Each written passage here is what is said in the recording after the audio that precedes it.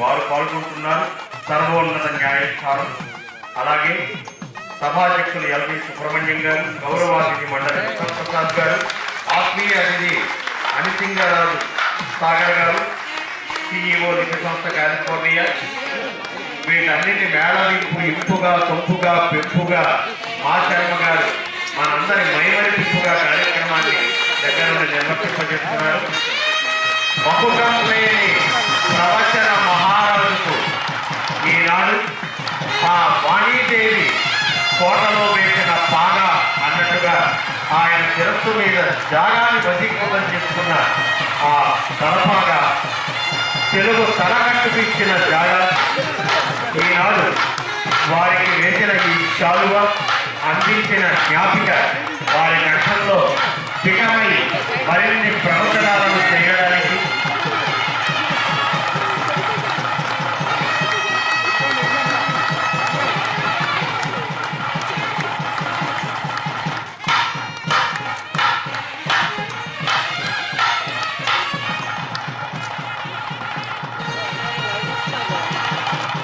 మంగళ సూర్య రావాలకు తోడుగా గణ సూర్యనాథం, అది వేద ప్రసక్తి లేకుండా సనాతన ధర్మాచరణ క్రియ సంపూర్ణ తృప్తిని ఇయ్యదు కనుక ద్వాదశి మా మహేశ్వరరావు గారు వారి శిష్యులు మనకి అనంతమైన వేదం నుంచి ఏ కొత్త అయినా సరే మంగళపరంగా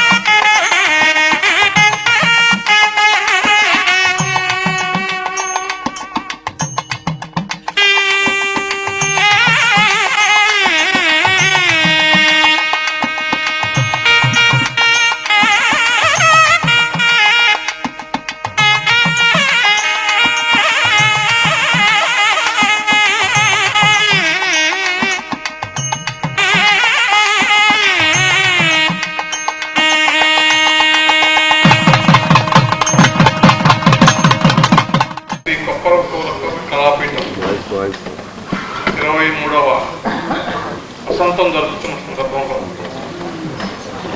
కపూర జాతీయ ప్రతిభా పురస్కార గ్రహీత బ్రహ్మశ్రీ శ్రీ చాగంటి కోటేశ్వరరావు గారు, వారి సతీమణి శ్రీమతి ఈశ్వరి గారు, ఈ సభావేదిక మీద ఉన్నటువంటి మండలి బుద్ధప్రసాద్ గారు, ఎల్వి సుబ్రహ్మణ్యం గారు, మా శర్మ గారు, అదేవిధంగా అమెరికా దేశం నుంచి వచ్చినటువంటి సాగర్ అనిసింగ్ రాజు గారు,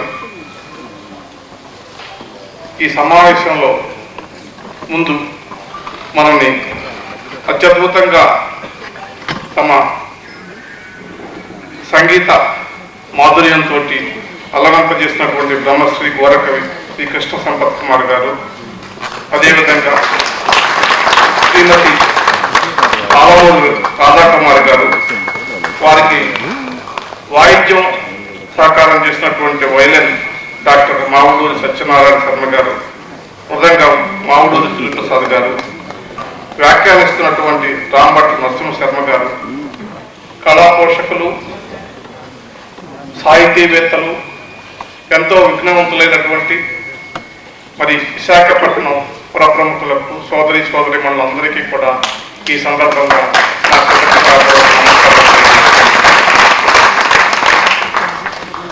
ఈ వేదిక చాలా శోభాయమానంగా, ఈ సమావేశం అత్యంత ఆహ్లాదకరంగా ఉండటానికి కారణం మీ అందరికీ తెలుసు. నిత్యం తెలుగు రాష్ట్రాలే కాదు, దేశాల్లో ప్రపంచవ్యాప్తంగా ఉన్నటువంటి తెలుగు వారికి చైతన్యం కలిగించి మరి వారిలోని భక్తి స్ఫూర్తిని కలుగజేసి అనేక విషయాలను చెప్పి వాళ్ళని మరలా ఆధ్యాత్మిక వైపు, సంస్కారం వైపు, అదేవిధంగా క్రమశిక్షణావంతమైనటువంటి జీవితం వైపు పెరుగుతున్నటువంటి శ్రీ చాగంటి కోటేశ్వరరావు గారి గురించి నేను ప్రత్యేకించి చెప్పాల్సిన అవసరం లేదు. వారు ఎక్కడంటే అక్కడ ఆ వైభవం ఉంటుంది. తెలుగులో ఇంగ్లీష్ భాషలో చెప్పాలంటే వైబ్రేషన్ అంటే సంచలనం ఉంటుంది. అటువంటి బ్రహ్మశ్రీ చాగంటి కోటేశ్వరరావు గారికి ఈరోజు మరి ఈ జాతీయ పురస్కారాన్ని ఇచ్చేటటువంటి అవకాశం కలిగించినటువంటి ఈ కార్యనిర్వాహక మాశర్మ గారికి ప్రత్యేకించి కృతజ్ఞతలు తెలియజేసుకుంటున్నాను.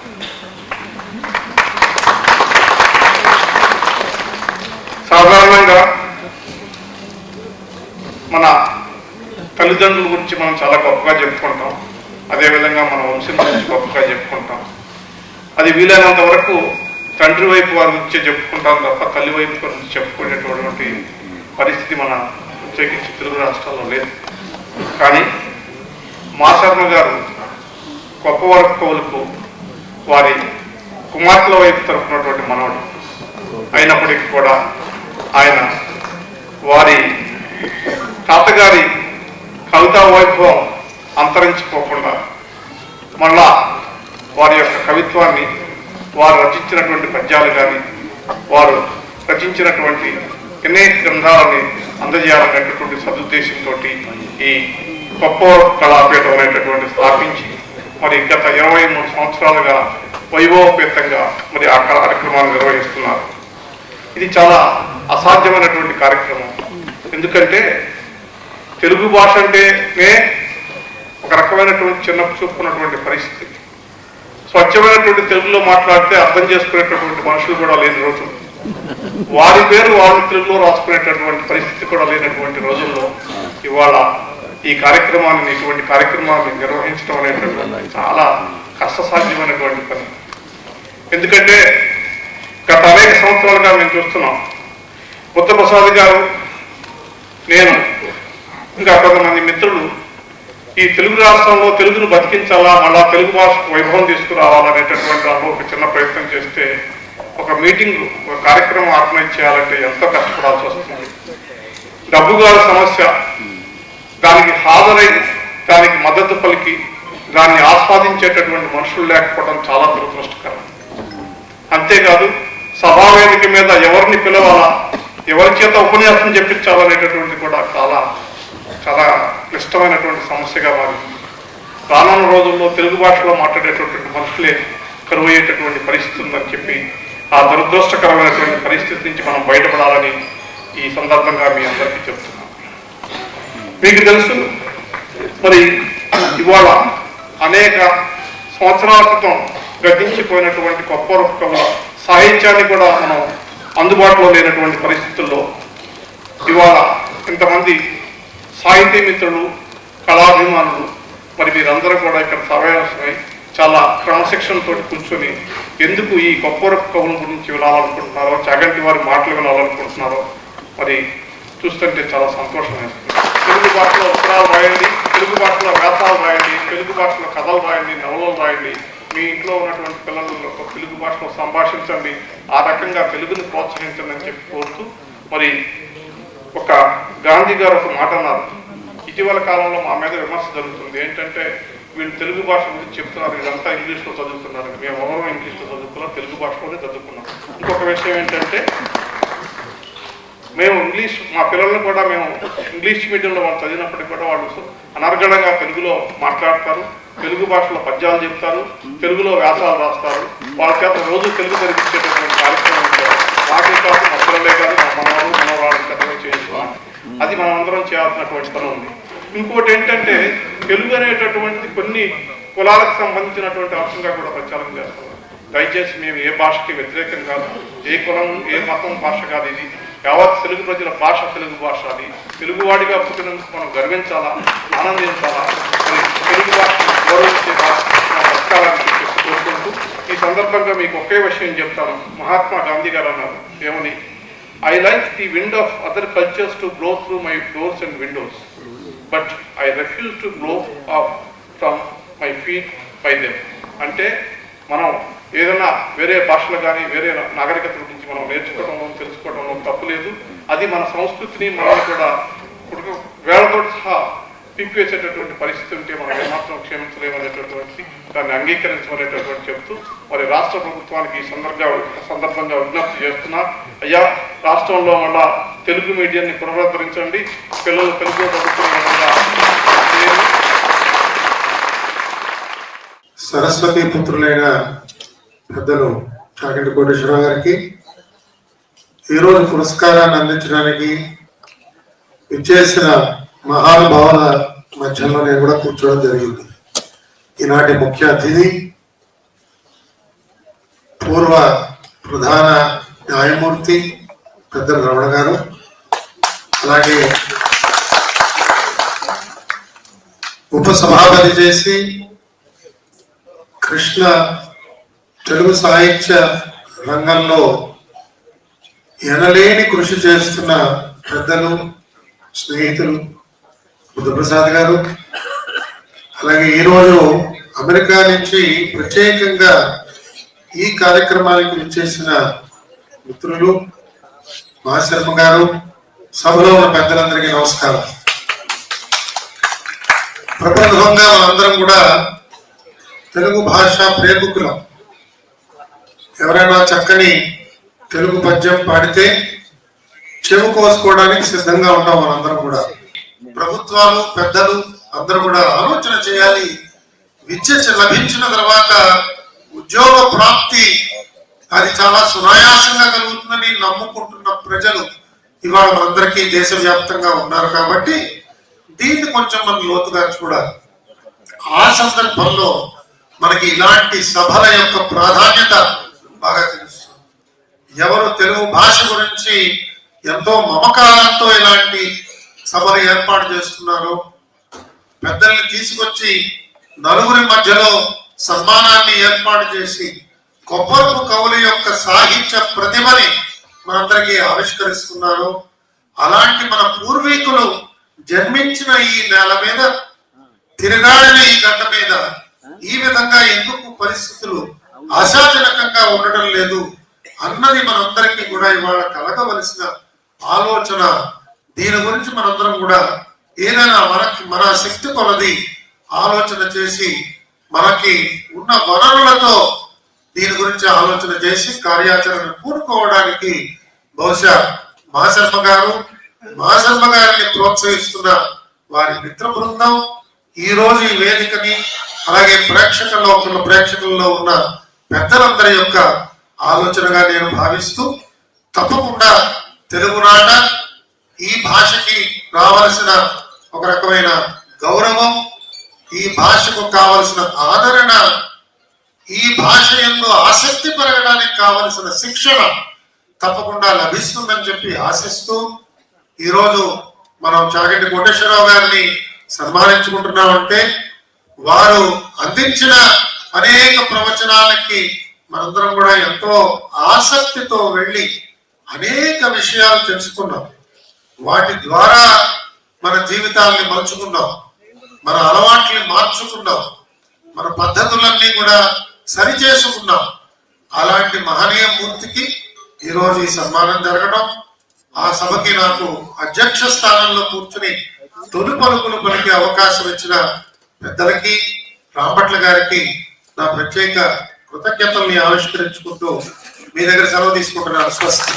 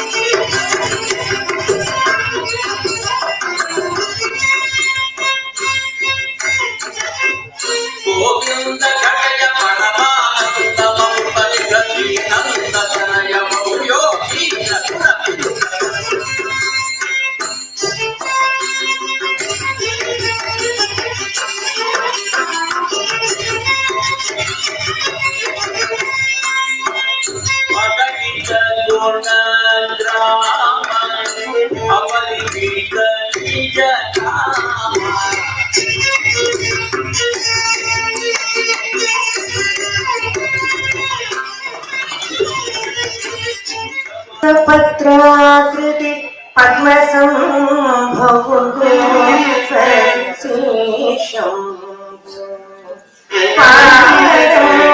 శ్రీపతి హోమ్యాకృతితో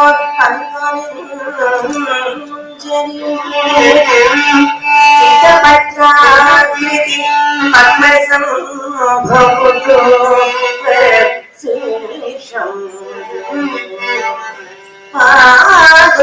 శ్రీపతి హోమ్యాకృతి కంకణంజని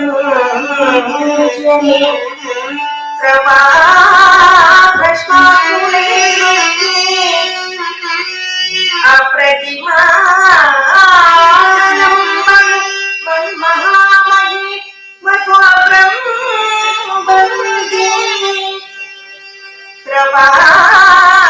ప్రభాభకాకులేషు అప్రతిమానం మహామహిమతు బ్రహ్మబంది హే మోచి దిక్తతి మానోలే ముతిపడే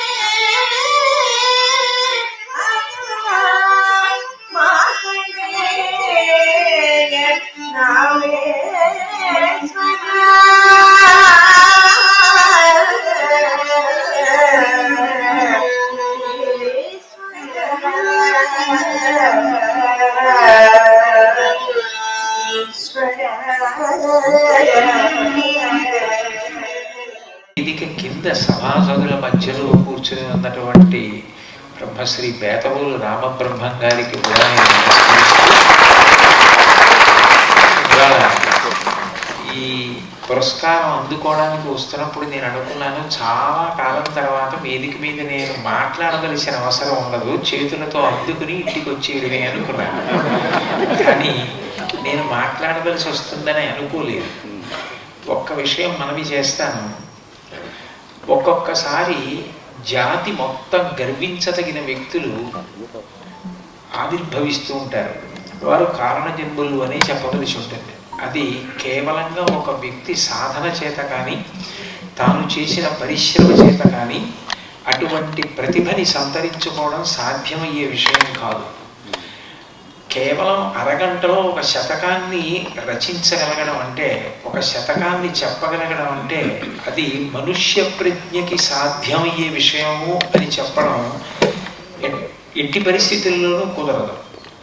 ఇవాళ శతావధానం చేసి, రేపు శతావధానం చేసి, మరునాడు మళ్ళీ ఆసు కవిత సభ చేసి, శతావధానం చేసేటప్పుడు పద్యం పూర్ణ చెయ్యడమే కాకుండా 1 నుంచి 100 వరకు పద్యాలు చదివి, మళ్ళీ 100 నుంచి 1 వరకు పద్యాలు చదివి, 1 నుంచి 100 వరకు పృచ్ఛకులుగా ఉండి ప్రశ్నలు అడిగిన వాళ్ళ పేర్లన్నీ చెప్పి, మళ్ళీ 100 నుంచి 1 వరకు పృచ్ఛకుల పేర్లన్నీ చెప్పగలిగిన అసాధారణ ప్రజ్ఞని సంతరించుకోవడం అంటే అది సామాన్యమైన విషయం కాదు. జీవించింది ఆ కొప్పరపు సోదర కవుల్లో పెద్దవారైనటువంటి వెంకట సుబ్బరాయ శాస్త్రి గారు. వారు జీవించినది కేవలం 50 సంవత్సరాల దగ్గర వరకు ఉన్నారు. కానీ కొన్ని లక్షల పద్యాలు చెప్పారు. అన్నదమ్ములు ఇద్దరూ మాట్లాడుకోవడం కూడా పద్యాలతో మాట్లాడుకునేవారు. అంటే అసలు అది ఎంత అనితర సాధ్యమైన ప్రజ్ఞ. గీతలో గీతాచార్యుడు ఒక మాట అంటాడు, యద్యద్ విభూతిమత్ సత్వం ఊర్జితమేవచామి. ఎక్కడైనా ఒక అద్భుతమైన ప్రజ్ఞ ఉన్నది అంటే అది దేవావగత్యస్తం మమ తేజోంశ సంభవం అంటాడు. ఆయన యొక్క తేజస్సు అట్లా ప్రకాశిస్తే ఒక అద్భుతమైనటువంటి విషయంగా రాణిస్తుంది. కేవలం కొన్ని గంటల్లో అన్ని పద్యాలు చెప్పగలగడం, అన్ని శతావధానాలు చేయడం, ఇవన్నీ ఒకెత్తైతే అసలు వాళ్ళ కాలంలో వాళ్ళు అవధానం చేయడానికి వెళుతుంటే చుట్టుపక్కల ఊళ్ళ వాళ్ళందరూ కూడా బళ్ళు కట్టించుకొని ఆ సోదరుల్ని అనుసరించి వెళ్ళి వాళ్ళు ఎక్కడ శతావధానం చేస్తున్నారో అక్కడ రాత్రి అయితే రాత్రంతా కూర్చుని పద్యాలు విని మురిసిపోయేటటువంటి స్థితిలో ఉండేదిట. అంటే బహుశः అప్పుడు భాష మీద పట్టు ప్రజలకి కూడా చాలా ఎక్కువగా ఉండేది. అందుకనే శతావధానంలో పద్యాలు చెప్తున్నప్పటికీ కూడా దాన్ని విని అర్థం చేసుకుని ఆనందించగలిగిన ప్రజ్ఞ శ్రోతల యందు కూడా ప్రకాశించింది. వాళ్ళు ఐశ్వర్యంలో కూడా అట్లాగే తొలతూగారు. తులం బంగారం 5 రూపాయలు ఆ రోజుల్లో. వాళ్ళు ఒక్కొక్క సభలో 1116 బహుమానంగా పుచ్చుకున్నటువంటి సభలో అసంఖ్యాకములు. తెల్లటి మల్లె పువ్వు లాంటి పంచె కట్టుకుని, దాని మీద నల్లటి కోటు వేసుకుని, తెల్లటి తలపాగా చుట్టుకుని, బంగారు ఆభరణాలు శరీరం అంతా కూడా అలంకరించుకొని, వాళ్ళు పొందినటువంటివి ఎన్నో బహుమానాలు. అంటే చేతికి వేసినటువంటి సింహతలాటాలు, గడ్డపెండేరం ఇట్లాంటివన్నీ ధరించి వెడుతుంటే ఒంటి మీద ఉన్న బంగారం 4 కిలోలు ఉండేది. అట్లా వెడుతున్నప్పుడు పక్కన ప్రత్యేకంగా రోజుల్లో నాటు తుపాకీలతో రక్షక భటులు వెడుతుండేవారట. కవులకు రక్షక భటులు అలా వెళ్ళడం అన్నది కొప్పరపు కవుల విషయంలోనే వింటాం. అంటే అంత అసాధారణ ప్రజ్ఞ. ఇవన్నీ ఒకెత్తైతే ఆ సోదర కవుల్లో పెద్దవారైనటువంటి సుబ్బరాయ శర్మ గారు నిద్రపోతున్నప్పుడు ఆయన ఊపిరి తీసి విడిచిపెడుతుంటే ఓంకారం వినపడుతుండేది. ఇంత అసాధారణ ప్రజ్ఞ కలగడం ఎవరికి సాధన చేత సాధ్యమయ్యే విషయం కాదేమో అనిపిస్తుంది. అయితే పెద్దవారు సుబ్బరాయ శర్మ గారి విషయంలో ఒక మాట చెప్తారు. వారికి చిన్నతనంలోనే దుర్గామాత నాలుక మీద బీజాక్షరాలు రాసిందని, ఆ కారణం చేతనే ఆయనకి అంత అసాధారణమైనటువంటి కవిత్వం అబ్బిందని చెప్తారు. ఆయన సోదరుడు వెంకటరమణ కవి కూడా ఆయనతో సరిపోయేటటువంటి జోడి. ఇద్దరూ కలిసి ఆ రోజుల్లో అహరహం ప్రయాణం చేస్తూ, ఆఖరికి బండిలో ప్రయాణం చేస్తున్నప్పుడు, రైలు ఎక్కుతున్నప్పుడు కూడా అవిశ్రాంతంగా ఇట్లాగే అనేక విషయాలు సమస్యాపూరణాల మీద మాట్లాడుతూనే ఉండేవారట. ఇవన్నీ మాట్లాడుతూ ఉండడం ఒకెత్తు, మాట్లాడుతూ లోపల మాత్రం ఉపాసన నడిచిపోతూ ఉండడం ఒకెత్తు. ఆ ఉపాసన బలం లేకుండా ఇన్ని విషయాలు సాధించడం అన్నది సాధ్యం కాదు. కామకోటి పీఠాధిపత్యం వహించిన మహాపురుషులు, నడిచి వెళ్ళిన శంకరాచార్యుల వారిగా వర్ణింపబడిన చంద్రశేఖరేంద్ర సరస్వతి మహాస్వామి వారి గురించి చెప్తూ ఒక మాట అంటారు. వచో మౌనంచాద్యం తదను బహుళా భాషణమపి ప్రకామం దైవానం నిలయగమనం స్వాత్మ నిరతి స్వకీయే వాణ్యస్మిన్ నిరవధిదయా సామ్యరహిత విచిత్రం మన్యేహం యతికులపతే చేష్టితమహో అంటారు. ఆయన మౌనంగానూ ఉండగలరు, అంత బాగా అనుగ్రహ భాషణము చేయగలరు, తనలో తాను భగవంతుణ్ణి చూసి రమించగలరు, దేవాలయాలు దర్శనం చేసి భగవన్మూర్తులను చూసి పరవశాన్ని పొందగలరు. వీడు వాడు అన్న భేదం లేకుండా అందరి ఎడల సమదృష్టి కలిగి దయని వర్షించగలరు. అంత విచిత్రమైన చేష్టితములున్న కంచి కామకోటి పీఠాధిపత్యం వహించిన చంద్రశేఖరేంద్ర సరస్వతి మహాస్వామి వారి పాదములకు ప్రణమిల్లుచున్నాను అంటారు. అట్లా ఏది చేసిన ఆలోకమానోప్యవలోకమాన సంభాషమాణోప్యభిభాషమాణ శ్రీకామకోటి ప్రభురీష కించిత్ జీవ బ్రహ్మైక్య భావం న జహాతి అంటారు. ఏది చేస్తున్నా ఆయన ఆ ఉపాసన విడిచిపెట్టకుండా ఉండేవారు. అది ఎక్కడ జన్మ జన్మాంతరములయందు చేసిన సాధనా బలమో.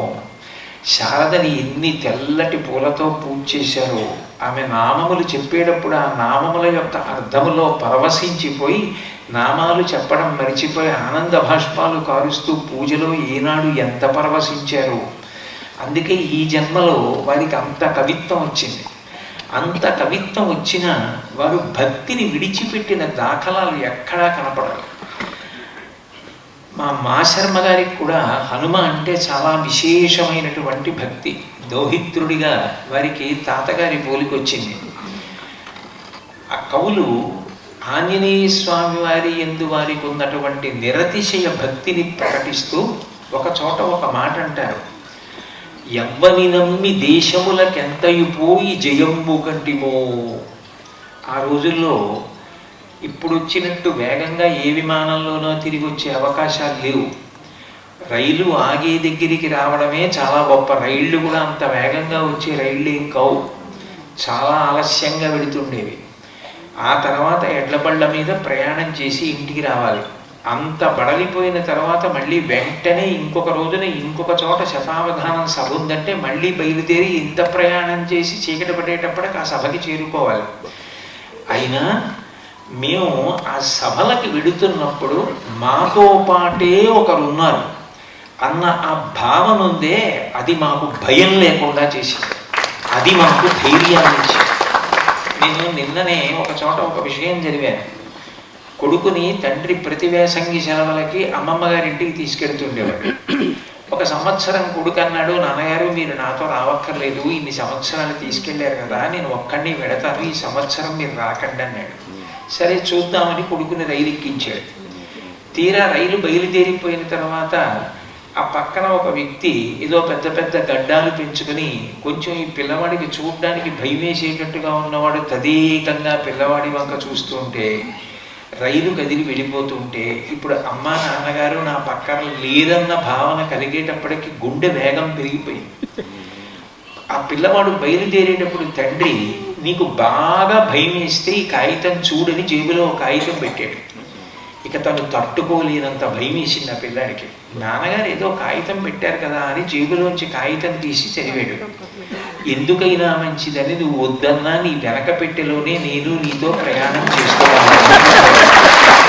అది కనపడగానే ఆ పిల్లవాడికి ఎక్కడ లేని ధైర్యం వచ్చేసింది. ఓహో నాన్నగారు వెనకాతలే ఉన్నారు, నాన్నగారు వెనకాతలే ఉన్నారన్న మాట సత్యము అన్న భావన ఆ పిల్లవాడికి కలగగానే ధైర్యం ఎట్లా వచ్చిందో అట్లా హనుమ అంటే ఏదో పౌరాణికమైనటువంటి దైవం కారు.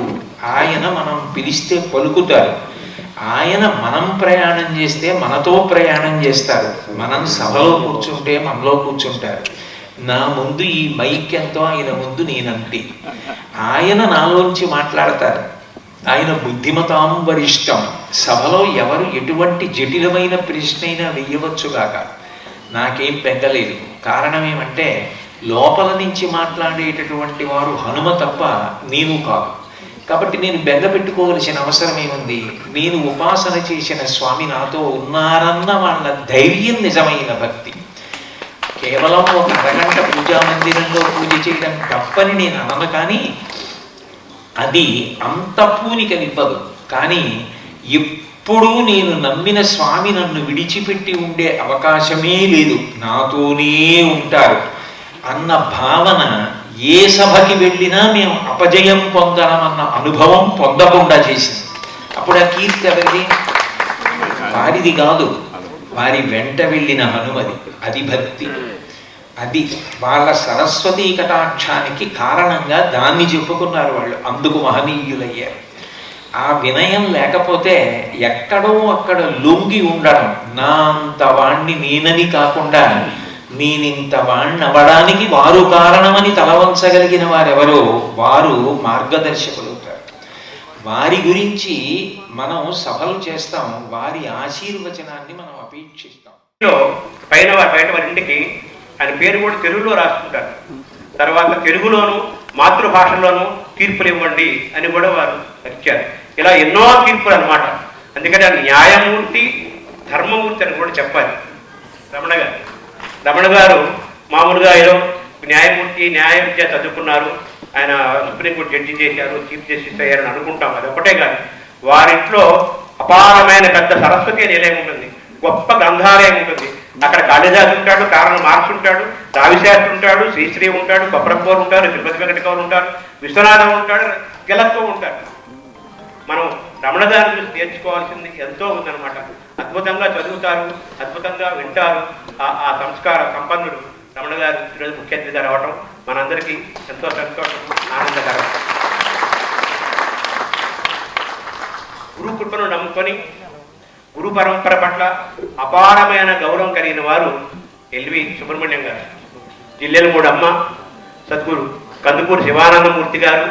వారి ఆ మార్గదర్శనంలో నడిచి వాళ్ళ నాన్నగారు ఎల్ఎస్ఆర్ కృష్ణశాస్త్రి గారి యొక్క ఆ దర్శనంలో నడిచి ఆ మొదట్లో ప్రారంభంలో ఐఏఎస్ కాకముందు వారు కూడా కొంతకాలం అధ్యాపకులుగా పనిచేసి ఆ గురు పరంపర, గురువు యొక్క విలువ తెలిసిన వారు ఎల్వి సుబ్రహ్మణ్యం గారు. భారతదేశంలోనే ఆల్ ఇండియా సర్వీసెస్లో టాప్ 14వ ర్యాంకును సాధించిన గొప్ప ప్రతిభ. మన ఆంధ్రప్రదేశ్కి ఆయన ప్రధాన కార్యదర్శి అంటే చీఫ్ సెక్రటరీగా చేశారు. తర్వాత ఆయన జీవితాన్ని పరికిస్తే పూర్తిగా తన నమ్ముకున్న రంగానికి, తన ఎంచుకున్న విధానానికి అంకితమై నిజాయితీతో నిబద్ధతగా వారి జీవితం అంతా సాగించారు. కాబట్టి ఈరోజు మన మధ్య కడిగిన ముంచెల్లాగా మన మధ్య ఉన్నారు. అటువంటి ఎల్వి సుబ్రహ్మణ్యం గారి సభాధ్యక్షులుగా ఈరోజు మనం ఆస్వాదించుకున్నాం. ఇక మండలి బుద్ధప్రసాద్ గారు, మండలి వెంకటకృష్ణారావు గారు నిన్న మొన్నటి తరం అందరికీ తెలుసు. మండలి వెంకటకృష్ణారావు గారు ఎలా ఉంటారో మనం చాలా మందికి తెలియదు. ఆయన ఎలా ఉంటారంటే బుద్ధప్రసాద్ గారు లాగానే ఉంటారు. రూపంలో, నడతలో, నడకలో, వాక్కులో పూర్తిగా బుద్ధప్రసాద్ గారు మండలి కృష్ణారావు గారికి మరో రూపము, ప్రతిరూపము. ప్రపంచ తెలుగు మహాసభలు మొట్టమొదటిగా చేసిన వారు మండలి వెంకటకృష్ణారావు గారు. ఆ పరంపరను కొనసాగిస్తూ ప్రపంచమంతా తెలుగు సభలు నిర్వహిస్తూ ప్రపంచమంతా తెలుగుదనాన్ని పంచుతున్న వారు మండలి బుద్ధప్రసాద్ గారు. మన 2023 సంవత్సరాల క్రితం కొప్పరపూర్ పెట్ట ప్రారంభిస్తే 15 సంవత్సరాల నుంచి ప్రతి సంవత్సరము మండలి బుద్ధప్రసాద్ గారు కొప్పరపూర్ సభకు వస్తున్నారు. వారు మండలి బుద్ధప్రసాద్ గారు కాదు, విద్వన్ మండలి బుద్ధప్రసాద్ గారు అనేవారు డాక్టర్ కె నారాయణ రెడ్డి గారు. ఎప్పుడు వారు విద్వన్ మండలి మధ్య ఉంటారు.